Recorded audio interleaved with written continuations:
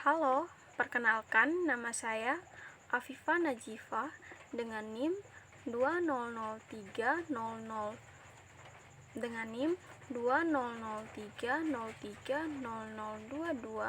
mahasiswi kelas A semester 3 jurusan Sosiologi Fakultas Ilmu Sosial dan Ilmu Politik Universitas Nusa Cendana Kupang. Pada kesempatan kali ini saya akan mereview buku ketiga mata kuliah Teori Sosiologi Modern yang berjudul The Function of Social Conflict atau Fungsi Konflik Sosial, karya Karl Mannheim.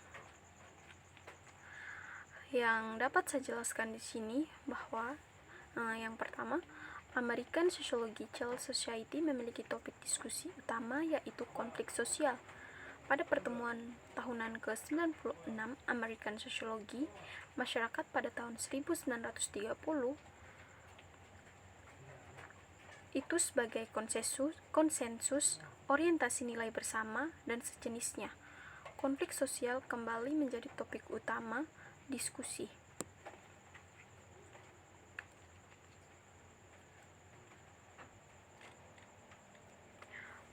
Saat itu, Howard W. Ordun menyatakan dalam kepresidenannya, konflik sosial adalah sosio secara logis, merupakan bidang yang belum dijelajahi.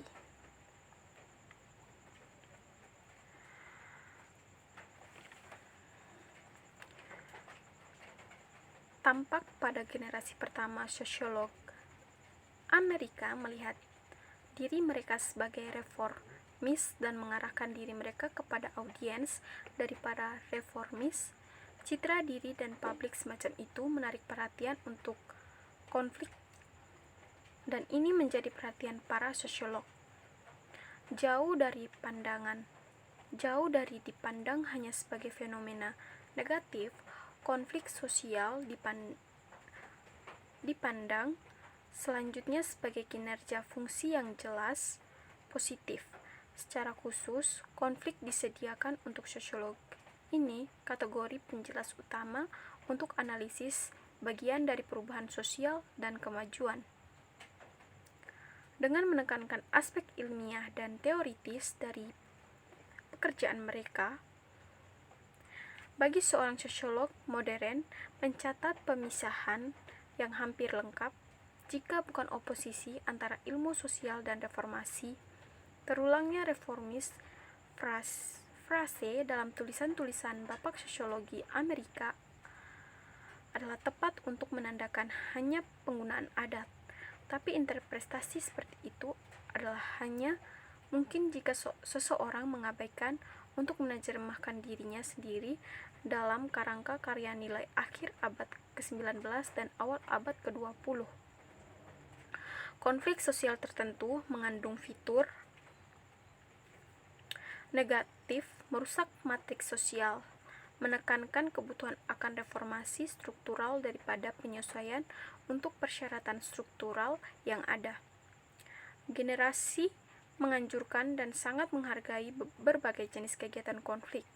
Grup preferensi diberikan kepada para pemikir sosiologis yang representatif pada saat itu. Tanggapan dan pengakuan yang aktif sehingga memperkuat dan mempertahankan citra diri mereka. Dan karena masyarakat ini menempatkan nilai positif yang tinggi pada kegiatan konflik, sosiolog dari generasi itu tidak hanya memusatkan perhatian mereka pada fenomena konflik, tetapi juga cenderung menilai secara positif. Konflik dipandang sebagai sesuatu yang melekat dalam struktur sosial, dan jenis-jenis konflik tertentu yang dievaluasi secara negatif bisa dihilangkan. Mereka merasa hanya melalui perubahan struktural. Jadi, bahkan evaluasi negatif dari jenis konflik tertentu menunjukkan perlunya reformasi struktural. Berdasarkan dengan angka yang dibahas sejauh ini, sebagian besar sosiolog yang mendominasi sosiologi kontemporer jauh dari pandangan diri mereka sebagai reformis dan menangani diri mereka sendiri untuk khalayak para reformis, entah telah mengorientasikan diri ke arah audiens yang murni, akademis dan profesional, atau telah berusaha untuk mencari dengar pendapat di antara para pembuat keputusan di kantor publik atau swasta birokrasi. Yang berikut konflik dan batas kelompok. Proposisi 1. Fungsi konflik yang mengikat grup. Sejumlah perselisihan tertentu, perbedaan dalam dan kontroversi secara organik terikat dengan elemen-elemen yang pada akhirnya memegang kelompok bersama-sama. Positif dan terintegrasi peran antagonis ditunjukkan dalam struktur yang menonjol dari ketajaman dan kemurnian yang dipelihara dengan hati-hati dari divisi sosial mereka dan gradasi. Dengan demikian, sistem sosial tidak hanya bertumpu pada hierarki, tetapi juga langsung pada tolakan timbal balik dari kasta. Permusuhan tidak hanya mencegah batas-batas dalam kelompok dan menghilang secara bertahap. Seringkali mereka menyediakan kelas dan individu dengan posisi timbal balik yang tidak akan mereka temukan jika penyebab permusuhan tidak disertai dengan perasaan dan ekspresi permusuhan, sambil menekankan bahwa sistem sosial adalah batas mempertahankan jenis, yaitu bahwa mereka harus mempertahankan delimitasi menjadi antara diri mereka sendiri dan lingkungan jika mereka ingin tetap pada pendirian.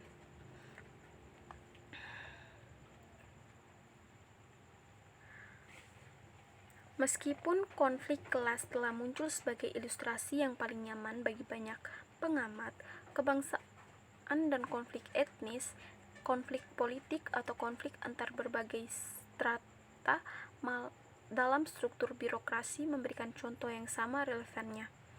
Simmel melanjutkan dengan mengatakan bahwa permusuhan dan antagonisme timbal balik juga menjaga sistem total dengan membangun keseimbangan antara bagian-bagian komponennya. Hal ini terjadi menurut Simmel menyebabkan anggota dari strata atau kasta yang sama ditarik bersama-sama dalam solidaritas yang dihasilkan dari permusuhan bersama mereka terhadap dan penolakan anggota strata atau kasta lain.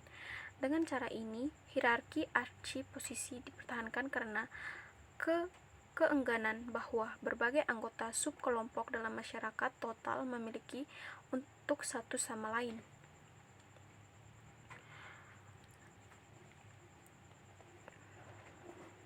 Situasinya pada dasarnya berbeda dalam sistem kelas yang memberikan tingkat mobilitas sosial yang substansial. Tetap benar bahwa kelompok status dalam sistem Amerika sering menganggap satu sama lain dengan perasaan benci atau permusuhan. Itu juga benar, struktur sistem dipertahankan sebagai timbal balik ini antagonisme yang mempertahankan gradasi status.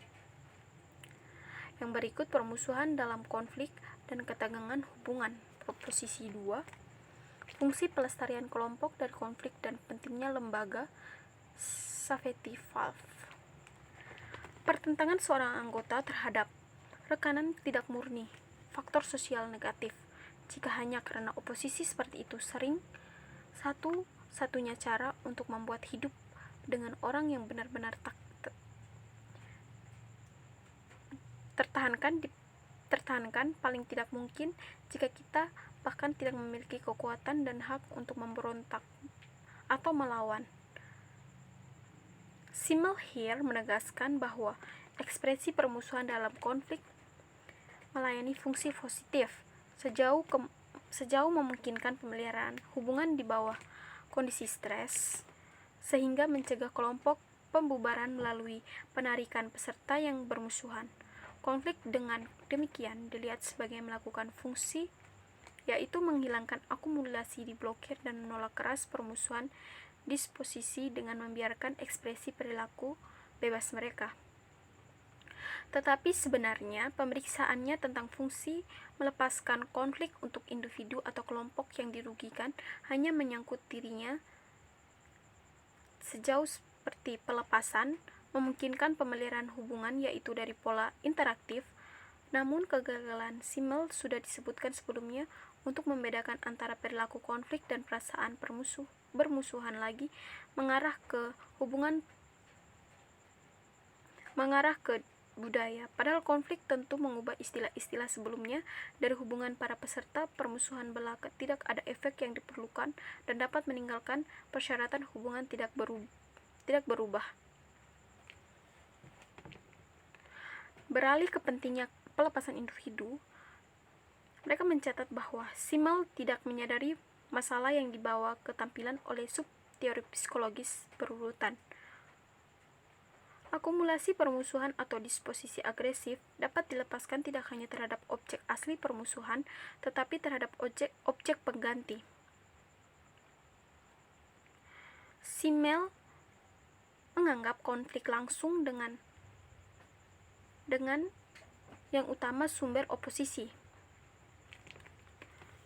Beberapa kasus di mana perilaku konflik terhadap objek asli diblokir. Yang pertama, perasaan permusuhan dapat dibelokkan pada objek pengganti, dan yang kedua, bahwa kepuasan pengganti dapat dicapai hanya melalui pelepasan ketegangan. Untuk menguji proposisi ini, perlu kemudian untuk mempertahankan perbedaan pertama antara perasaan hostilitas dan manifestasi perilaku mereka. Apalagi reekspresi yang tepat dari perasaan ini dalam perilaku, setidaknya ada 3 kemungkinan jenis. Yang pertama, ekspresi langsung permusuhan terhadap pelaku, anak, atau kelompok yang menjadi sumber frustasi.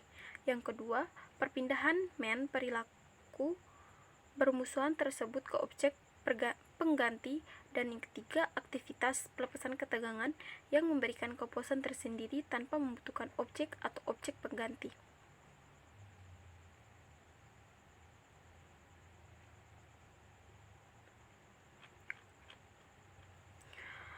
Yang berikut proposisi 4, konflik dan impuls permusuhan.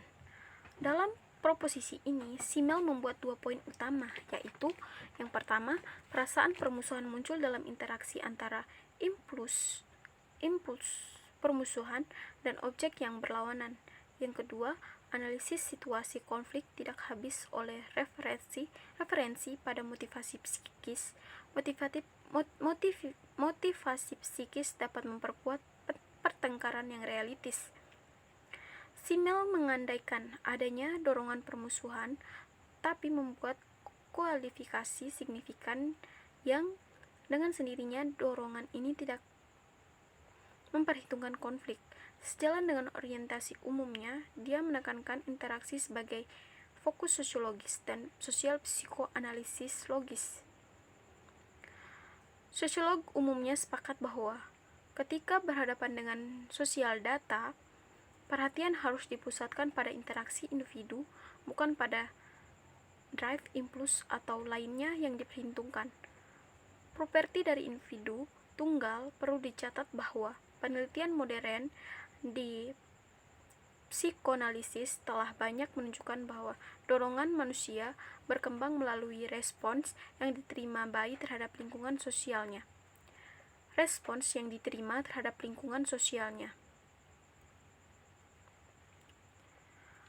Pandangan bahwa perilaku agresif dibentuk oleh interaksi tampaknya bertentangan dengan perbedaan sebelumnya antara realistis dan konflik non-realistis, di mana disarankan bahwa konflik non-realistis jauh dari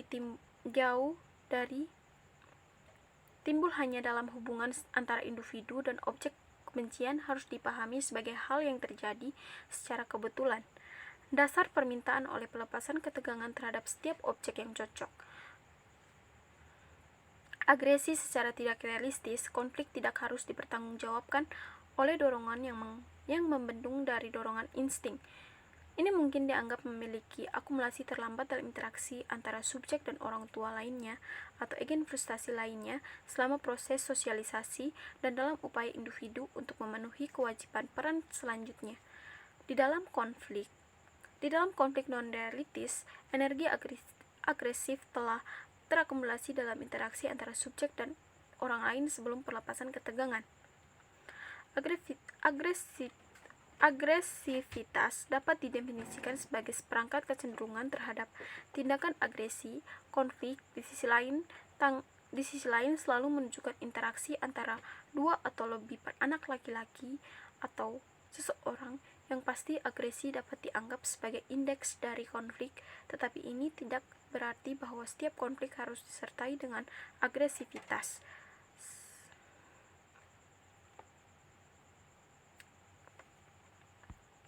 Baik,